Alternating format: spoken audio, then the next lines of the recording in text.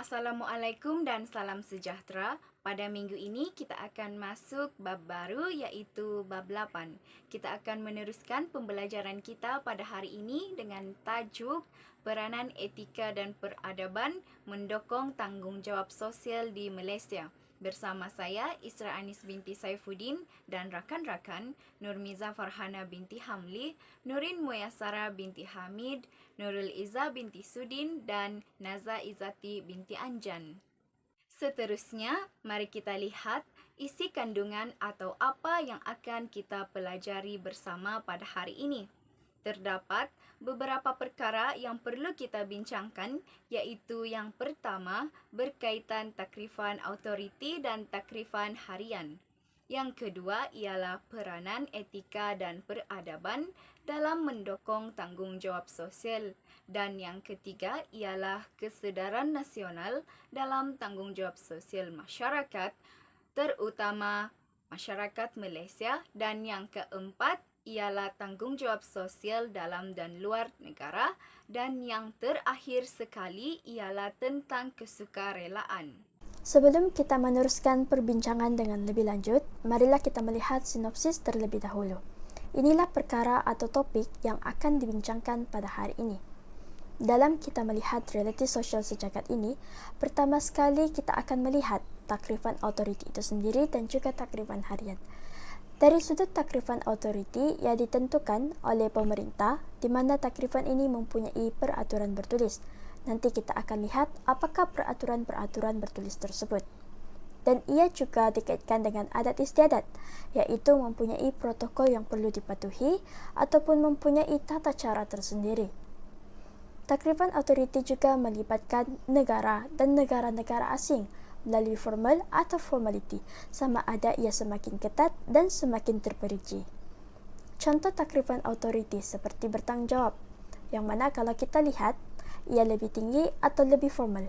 Dan dalam takrifan autoriti ini, ia menekankan bagaimana masyarakat itu mempunyai kesedaran nasional. Dari sudut takrifan harian pula, biasanya ia ditentukan oleh seorang individu, keluarga dan komuniti di mana ia tidak mempunyai peraturan bertulis. Contohnya, keluarga kita telah menetapkan kita perlu buat macam ni. Jadi kita pun buat macam ni, yang mana ia berkait dengan adat resam. Adat resam di sini adalah perilaku harian masyarakat di sesebuah negara tersebut. Contohnya macam di Malaysia. Banyak adat resam yang kita amalkan dan ia lebih kepada kehidupan seharian serta tiada peraturan formal yang perlu diikuti. Yang mana takrifan harian menekankan tanggungjawab sosial itu sendiri. Tujuan takrifan autoriti dan takrifan harian ini tidak asing lagi untuk mengekalkan keadilan dan keharmonian sesebuah negara tersebut. Oleh itu, kedua-dua ini tidak boleh bergerak berasingan. Mereka perlu bergerak bersama-sama untuk mencapai keadilan dan keharmonian dalam sesebuah negara. Itulah secara sinopsis serba sedikit berkaitan tentang takrifan autoriti dan takrifan harian. Seterusnya, kita akan lihat hasil pembelajaran yang akan kita dapat setelah melakukan perbincangan dalam bab ini. Pertama, kita dapat menjelaskan apa itu takrifan autoriti dan apa itu takrifan harian. Kedua, kita dapat menghuraikan peranan etika dan peradaban dalam mendokong tanggungjawab sosial. Dan yang terakhir, kita dapat mempamerkan minat kesukarelaan dalam mencapai keharmonian masyarakat. Konsep realiti sosial ini merupakan pengalaman hidup seorang itu yang dilalui dan diterima oleh pelbagai kumpulan dan strata. Maksud kumpulan di sini ialah di Malaysia kita ada pelbagai kaum, contohnya kaum India, kaum Melayu dan kaum Cina. Dan konsep realiti sosial ini juga berdasarkan kepentingan pribadi dan norma hidup sejagat. Tarifan autoriti merupakan realiti sosial yang merujuk kepada tingkah laku dan fenomena yang dikaitkan dengan perundangan, protokol dan perlembagaan yang mana ia telah diinstitusi dan diperakui bersama. Ia juga lahir berdasarkan dokumen dan pihak berkuasa dalam masyarakat. Contoh bagi tarifan autoriti ini ialah Undang-Undang Malaysia, Perlembagaan Malaysia, di mana ia mempunyai undang-undang bertulis. Manakala tarifan harian merujuk kepada perilaku dalam kehidupan seharian, ia bukanlah dokumen bertulis seperti autoriti, malah ia ditentukan oleh individu, keluarga dan juga komuniti. Tarifan harian ni dia bukan seperti autoriti yang mempunyai peraturan formal. Dan contoh tarifan harian ni seperti adat resam dalam masyarakat lah. Contohnya menerima tetamu, adab menziarahi dan juga street wedding. Ini merupakan contoh tarifan autoriti. Contohnya kita ada Perlembagaan Persekutuan, Raja kita dan juga Perdana Menteri Malaysia yang mana mereka ini merupakan pemegang tarifan autoriti tersebut. Ini pula adalah contoh tarifan harian yang mana di sini kita ada kesukanan, perkahwinan dan sambutan perayaan seperti Hari Raya, Tahun Baru Cina dan juga Deepavali. Setelah membincangkan tentang tarifan autoriti dan tarifan harian, ini adalah contoh-contoh kes yang boleh menguji kefahaman kita terhadap tarifan-tarifan tersebut. Contohnya yang pertama, bendera Malaysia jalur gemilang diterbalikkan. Yang kedua, melanggar lampu isyarat berwarna merah. Yang ketiga, street wedding dijalankan di atas jalan di kawasan perumahan. Yang keempat, seorang Muslim tidak membeli di kedai tiada sijil halal JAKIM. Dan yang kelima, sebuah persatuan Buddhis yang memberi bantuan kemanusiaan kepada mangsa banjir tanpa mengira etnik dan agama mangsa. Jadi kawan-kawan boleh membezakan sendiri yang mana satu tarifan autoriti dan juga tarifan harian. Assalamualaikum dan salam sejahtera kepada semua. Nama saya Nurin Muyasara binti Hamid. Saya akan menjelaskan subtopik yang kedua mengenai peranan etika dan peradaban dalam mendukung tanggungjawab sosial. Seperti yang kita tahu, negara kita Malaysia secara umumnya mempunyai masyarakat yang terdiri daripada pelbagai etnik dan agama. Maka, istilah-istilah seperti etika, moral, akhlak dan sebagainya diguna pakai untuk memaparkan tanggungjawab seseorang anggota masyarakat tersebut yang mana ia lahir dari teras nilai dalam peradaban mereka itu sendiri. Tanggungjawab sosial ini sering berteraskan nilai yang bersumberkan kepada agama, budaya atau falsafah kehidupan yang kan menjadi kepada pegangan masyarakat di Malaysia. Apakah yang dimaksudkan dengan tanggungjawab sosial ini? Definisi tanggungjawab sosial adalah satu kemampuan refleksi bagi seseorang individu terhadap pandangan hidup yang dipegang mengenai tentang keadilan dan kebaikan demi kesejahteraan hidup bersama dengan masyarakat yang lainnya. Tambahan pula, individu yang menghayati dan mendarah daging kebertanggungjawaban sosial dalam dirinya, individu tersebut akan sentiasa memerhati, memikir, mengkaji, menganalisis, mencari penyelesaian, dan juga akan sentiasa bertindak untuk memastikan keadilan dan kebaikan sentiasa ditegakkan di dalam masyarakat. Terdapat pelbagai bentuk dan banyak cara untuk menjalankan tanggungjawab sosial ini. Sebagai contoh, bagi orang yang berkemampuan mendermalah sedikit sebanyak berkongsi sebahagian rezeki yang dimiliki kepada orang yang susah untuk meringankan beban mereka. Contoh yang lainnya, sebagai pengusaha kilang, mereka sewajarnya menjaga kelestarian alam sekitar, yaitu tidak mencemarkan alam sekitar apabila melakukan aktiviti-aktiviti perniagaan. Selain itu, sebagai seorang individu, kita perlulah bergiat dalam aktiviti sosial seperti gotong royong, sukarelawan dalam misi bencana alam, dan sebagainya. Apa-apa sahaja bentuk perlakuan pertolongan yang mendatangkan kebaikan dan memberi manfaat kepada orang lain, inilah dimaksudkan sebagai tanggungjawab sosial. Seterusnya, dalam gambar raja iceberg ini kita dapat lihat tanggungjawab sosial terbahagi kepada dua, yaitu sudut luaran dan juga sudut dalaman.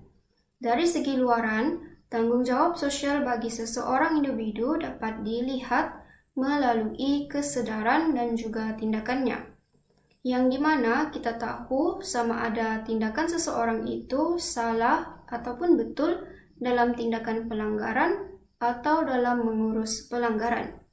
Sebagai contoh, dari segi peraturan lampu isyarat, ketika lampu isyarat bertukar merah, apakah tindakan kita atau individu tersebut sama ada individu tersebut bertindak salah yaitu melanggar peraturan atau bertindak betul dengan mengikuti peraturan.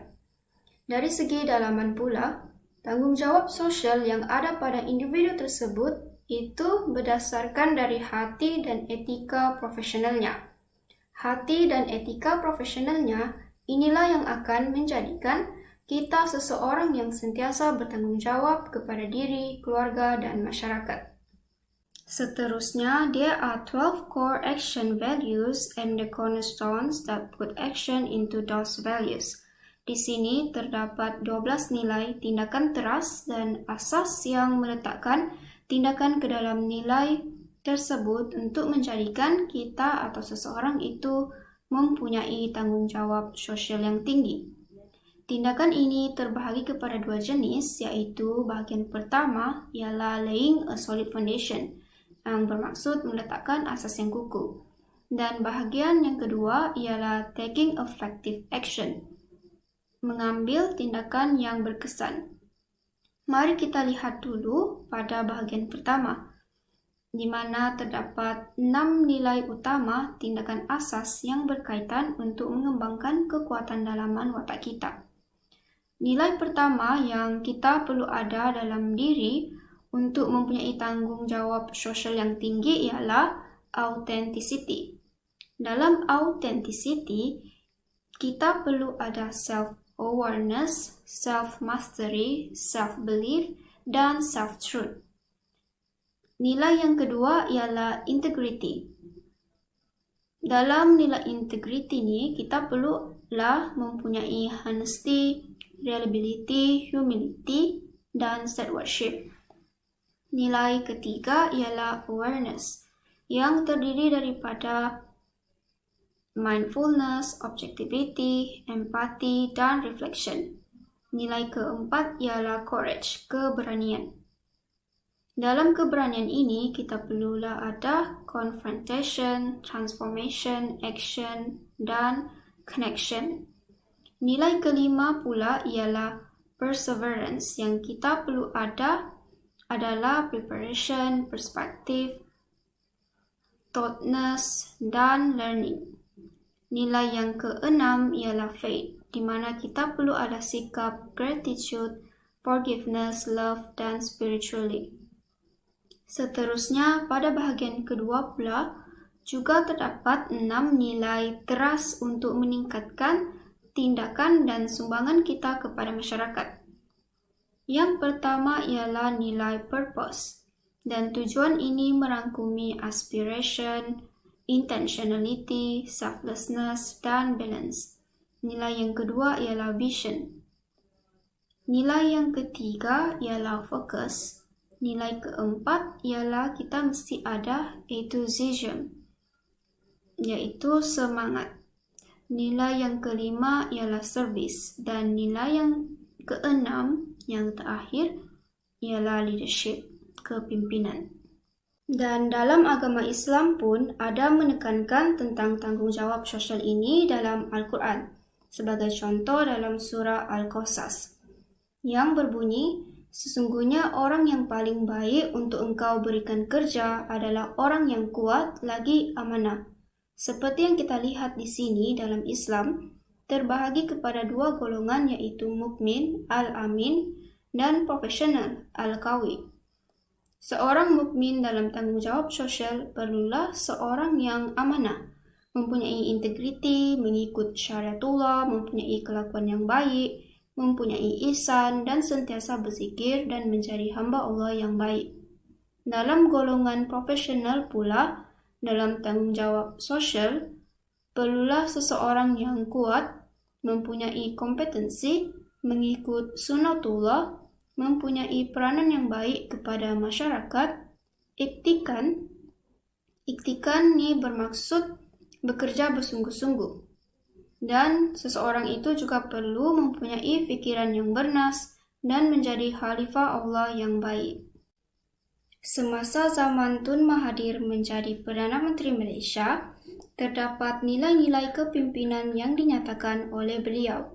Dan nilai-nilai kepimpinan ini terbahagi kepada dua, yaitu substantive rationality dan formal rationality. Dalam substantive rationality, individu tersebut perlulah seseorang yang mempunyai sifat amanah, mempunyai perasaan malu, bersikap jujur dan juga berani dalam menjalankan tanggungjawab sosialnya.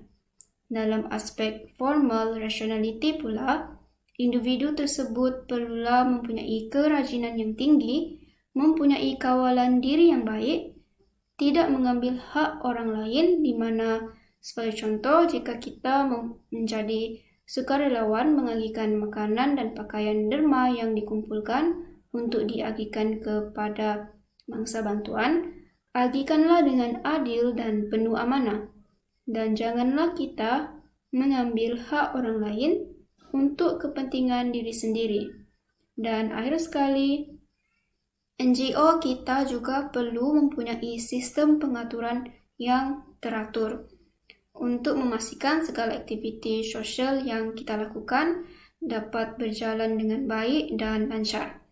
Inilah nilai-nilai kepimpinan yang disebutkan semasa pemerintahan Tun Mahathir. Berikutnya, tanggung jawab sosial berdasarkan aras. Mari kita lihat di sini apakah yang dimaksudkan dengan tanggung jawab sosial berdasarkan aras. Tanggung jawab sosial dari sudut aras adalah merujuk kepada setiap individu boleh memiliki nilai betul dan salah tentang tindakan peribadinya sendiri. Selain itu, individu tersebut juga memiliki nilai betul dan salah dalam tindakan kolektifnya apabila berhubungan dengan individu lain, seperti ahli keluarga, negara, dan masyarakat pada peringkat sedunia. Maksudnya di sini, tanggung jawab sosial dalam aspek aras ini, kita sedar dan dapat menilai dan tahu sama ada sesuatu tindakan yang kita buat kepada diri sendiri atau kepada orang lain itu betul atau salah. Seterusnya, tanggung jawab sosial dari aspek dimensi. Apakah pula yang dimaksudkan dengan tanggung jawab sosial dari segi dimensi? Tanggung jawab sosial dari sudut dimensi merujuk kepada kesedaran dalam diri seseorang terhadap ketidakadilan dan kezaliman yang berlaku dalam masyarakat akan mendapat perhatiannya sehingga mahu membawa transformasi sosial dalam masyarakat. Tindakan yang diambil itu akan membawa perubahan sosial dalam masyarakat, negara, atau pada peringkat dunia. Maksudnya di sini, seseorang itu sadar akan kesusahan yang dialami oleh masyarakat dan mahu melakukan sesuatu tindakan yang akan membawa perubahan yang baik kepada masyarakat. Sebagai contoh situasi, sesebuah negara mempunyai kadar peratusan pengangguran yang tinggi. Ini bermaksud taraf hidup masyarakat bagi sesebuah negara tersebut merosot.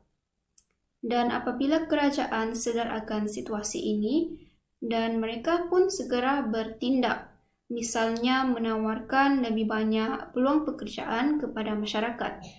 Kesannya, kadar pengangguran dapat dikurangkan dan masyarakat akan hidup lebih selesa dan bertambah produktif sekaligus boleh meningkatkan ekonomi negara. Inilah yang dimaksudkan dengan tanggung jawab sosial dari aspek dimensi, yaitu sesuatu tindakan dapat membawa perubahan yang baik kepada masyarakat.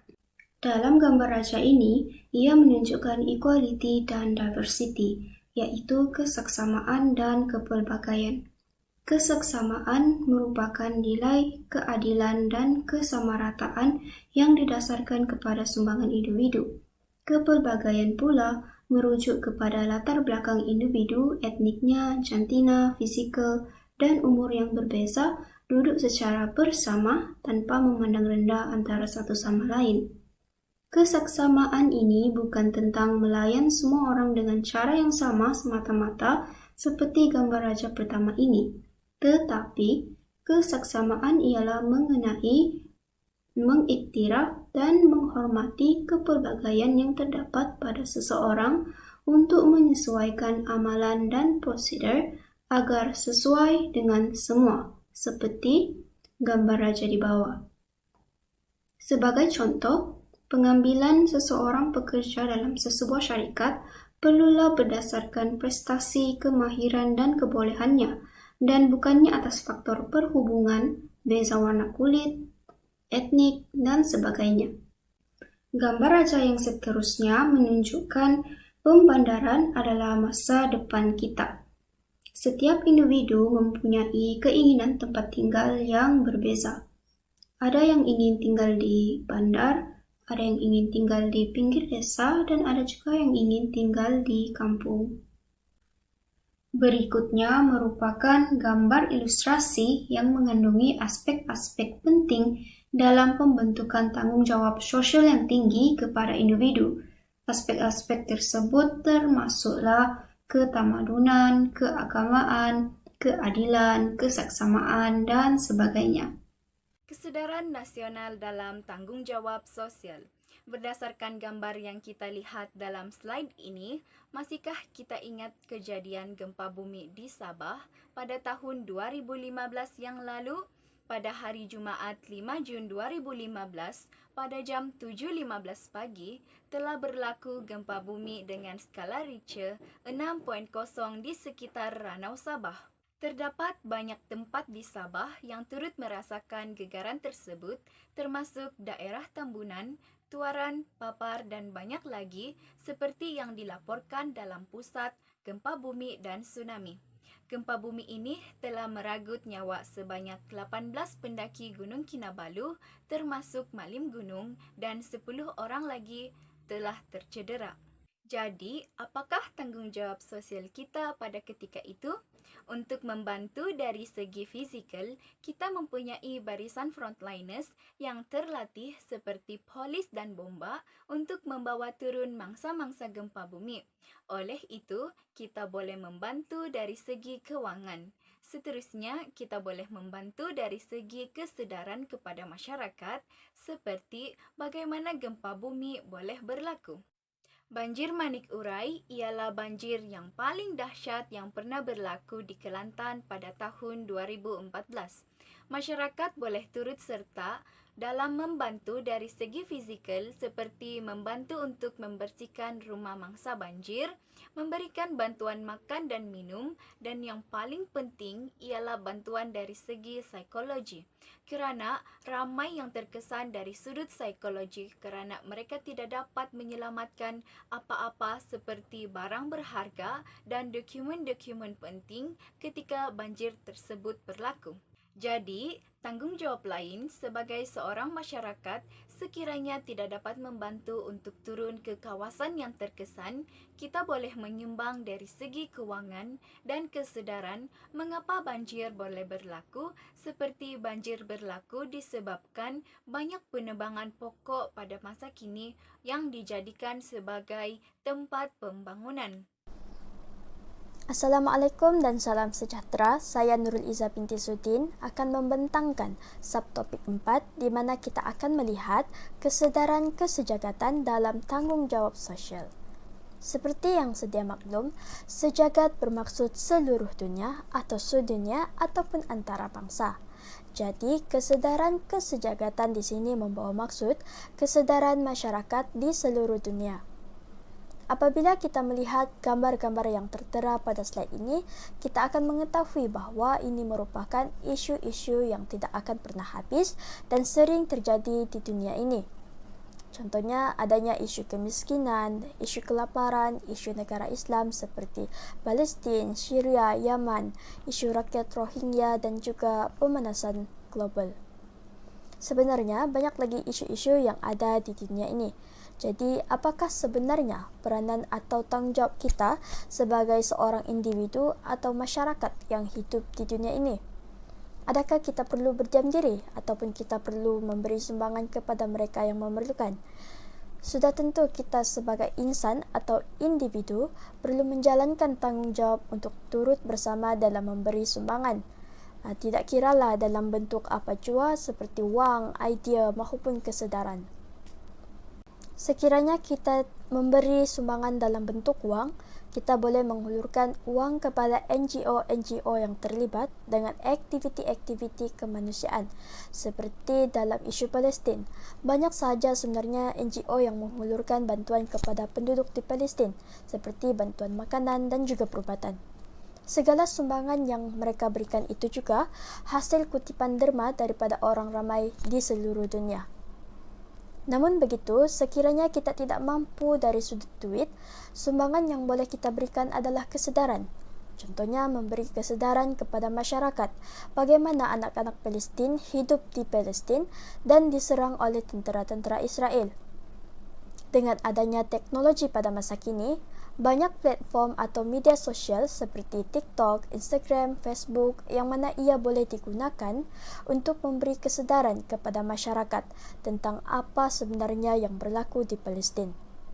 Jadi, itulah sekecil-kecil tanggungjawab sosial kita kepada dunia itu sendiri. Slide seterusnya akan dibentangkan oleh pembentang terakhir. Assalamualaikum dan salam sejahtera. Nama saya Nazaizati binti Anjan. Saya akan membentangkan topik yang kelima, yaitu kesukarelaan, yang mana merupakan topik yang terakhir dalam perbincangan untuk bab 8 ini. Baiklah, apakah yang dimaksudkan dengan kesukarelaan? Sukarela bermaksud dengan kehendak sendiri, tidak dipaksa-paksa dan tidak dikera. Ianya membawa maksud melakukan sesuatu dengan rela hati. Apapun yang kita lakukan, ianya datang daripada diri kita sendiri. Kita sukarela melakukan sesuatu perkara tersebut. Kesukarelaan ini merupakan salah satu tanggung jawab sosial kita sebagai manusia. Terdapat banyak pertubuhan NGO di Malaysia ini untuk melakukan aktiviti kesukarelaan. Sebagai contoh, Muslim Volunteer Malaysia, Mercy Malaysia, Majlis Belia Malaysia, Dapur Sup Pertiwi, dan banyak lagi. Kita tidak semestinya harus mengikuti pertubuhan NGO untuk melakukan kesukarelaan, tetapi kita juga boleh bergerak sendiri untuk melakukan kesukarelaan ini. Contohnya, kita membentuk satu kumpulan bersama rakan-rakan yang sukarela membantu orang lain yang terjejas. Kita boleh membantu dengan cara yang kita mampu, seperti memberikan makanan, memberikan pakaian, alat-alat keperluan untuk mandi, dan lain-lain lagi. Jadi, ini merupakan tanggung jawab sosial untuk kita semua. Walaupun kita tidak mampu untuk mengikuti pertubuhan kesukarelaan yang besar, kita boleh melakukannya sendiri. Kalau kita lihat masyarakat di sekitar kita ada yang berada dalam keadaan yang susah, kita boleh mengulurkan bantuan kepada mereka dengan sukarela. Sebagai contoh, yang kita lihat sekarang, disebabkan oleh pandemi COVID-19 ini, ramai masyarakat yang terkesan. Oleh itu, kita tidak bolehlah menutup mata melihat keadaan mereka yang terkesan oleh pandemik ini. Masyarakat kita, jiran-jiran kita yang tidak bernasib baik, ada antara mereka yang sampai mengangkat bendera putih untuk meminta bantuan. Mereka meletakkan bendera putih di luar kawasan rumah mereka. Ini bermaksud mereka memerlukan bantuan kerana berada dalam keadaan yang susah disebabkan pandemik COVID-19. Jadi, untuk kita yang melihat perkara sebegini, jika kita mampu, kita kenalah hulurkan bantuan kepada mereka. Tidak kiralah bantuan dalam bentuk apa sekalipun, wang tunai, makanan, dan lain-lain. Yang penting kita ikhlas dan sukarela membantu mereka yang berada dalam keadaan yang tidak bernasib baik. Kerana ini merupakan salah satu cara tanggung jawab sosial yang kita lakukan untuk membantu masyarakat di luar sana. Baiklah, seperti yang kita lihat di sini, yaitu Mercy Malaysia. Mercy Malaysia atau dikenali sebagai Persatuan Bantuan Perubatan Malaysia adalah sebuah pertubuhan bukan kerajaan yang memberi bantuan perubatan pembangunan kesehatan, dan pengurangan risiko bencana yang mampan untuk masyarakat yang memerlukan dalam situasi krisis dan bukan krisis. Persatuan ini merupakan satu NGO yang berpengaruh yang banyak membantu bukan saja masyarakat dalam negara kita Malaysia, tetapi di luar negara juga. Contoh bantuan yang dilakukan oleh Mercy Malaysia di negara kita ialah mereka telah menggerakkan sukarelawan di Sabah ketika pandemik COVID-19 semakin menular di negeri Sabah pada tahun 2020. Kawasan yang paling terjejas di Sabah waktu itu ialah daerah Tawau, Lahad Datu, Semporna, dan Kuna. Sukarelawan Mercy ini telah membantu klinik kesehatan setempat untuk menjalankan ujian COVID-19, menyediakan kit kebersihan, dan mereka juga memberikan pek makanan kepada komuniti terjejas disebabkan oleh pandemik ini. Itu ialah merupakan salah satu bantuan yang dihulurkan oleh Mercy Malaysia di negara kita. Bagaimana pula dengan luar negara? Baiklah, bagi di luar negara pula, Mercy Malaysia pernah membantu 500 pelarian Syria di Lebanon pada tahun 2016.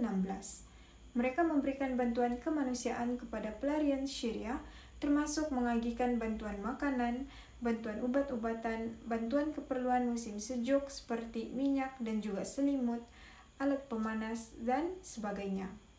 Selain bantuan Mercy Malaysia yang saya kongsikan di sini, sebenarnya ada banyak lagi bantuan lain yang mereka hulurkan, seperti misi bantuan Gaza, misi tsunami di Aceh, misi bantuan mangsa banjir, dan banyak lagi.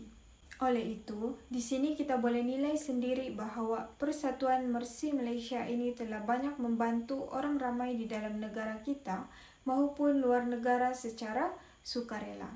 Kita sebagai masyarakat yang prihatin mestilah sentiasa menyokong segala usaha murni yang dijalankan oleh Mercy Malaysia dengan memberi dan menghulurkan sumbangan supaya dapat meringankan beban mereka yang memerlukan.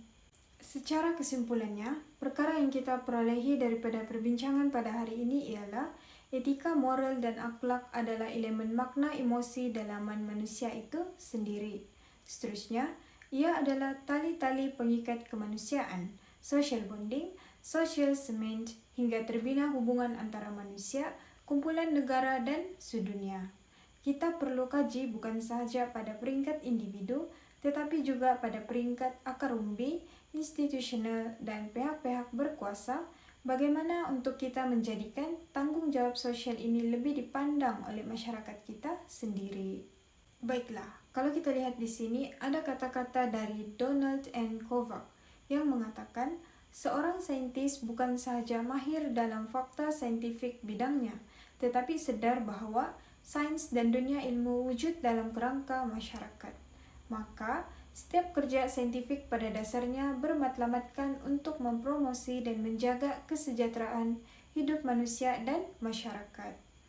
Daripada itu, maka berakhirlah sudah perbincangan kita pada hari ini. Saya dan ahli kumpulan yang lain harap kamu semua faham apa yang dimaksudkan dengan tanggung jawab sosial yang perlu ada pada diri sendiri dan juga masyarakat itu sendiri, serta bagaimana kita hendak membantu masyarakat, khasnya di negara kita Malaysia dan umumnya di negara luar.